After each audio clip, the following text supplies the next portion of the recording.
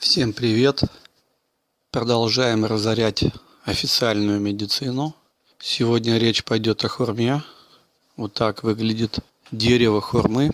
Как известно, существует 6 вкусов. Сладкий, земля плюс вода. Кислый, земля плюс огонь. Соленый, вода плюс огонь. Острый, огонь плюс воздух. Горький, воздух плюс эфир. И вяжущий, воздух плюс земля. Хурма соединяет в себе два вкуса – сладкий и вяжущий. То есть хурма есть соединение трех элементов – земли, воды и воздуха.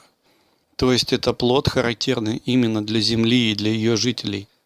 Полезных свойств и пользы хурмы для организма так много, что нет смысла останавливаться на каждом. Давайте я просто их перечислю. Стимулирует иммунную систему, профилактика и лечение простудных заболеваний, устраняет кашель, профилактика рака.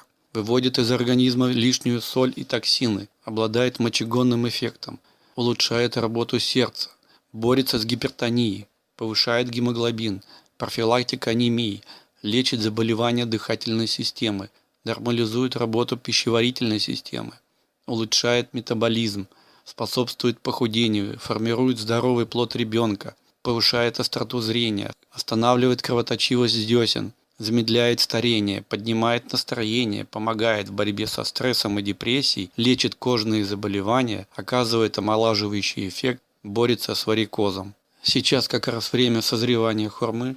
Она продается во всех магазинах, на рынках, висит в садах. Закупайтесь, запасайтесь. Если кто кашляет, ешьте прямо свежими. Кто не кашляет, перетирайте в блендерах, на терках, мясорубках, кто чем может, и закатывайте в банки. Готовьтесь к зиме. Одно условие – хурму нужно очищать от кожуры и употреблять одну мякоть. Если у кого-то есть знакомые, попросите у них листьев хурмы, потому что они также обладают лечебными свойствами. Из них заготавливают чай, который понижает давление и уровень сахара в крови, устраняет отеки и кровоточивость десен. Кроме того, листья защищают от раковых опухолей и желчнокаменной болезни, вылечивают нервное и физическое истощение. Пропаренные листья можно использовать с целью заживления ран и нарывов. Прикладывайте их к проблемным участкам кожи.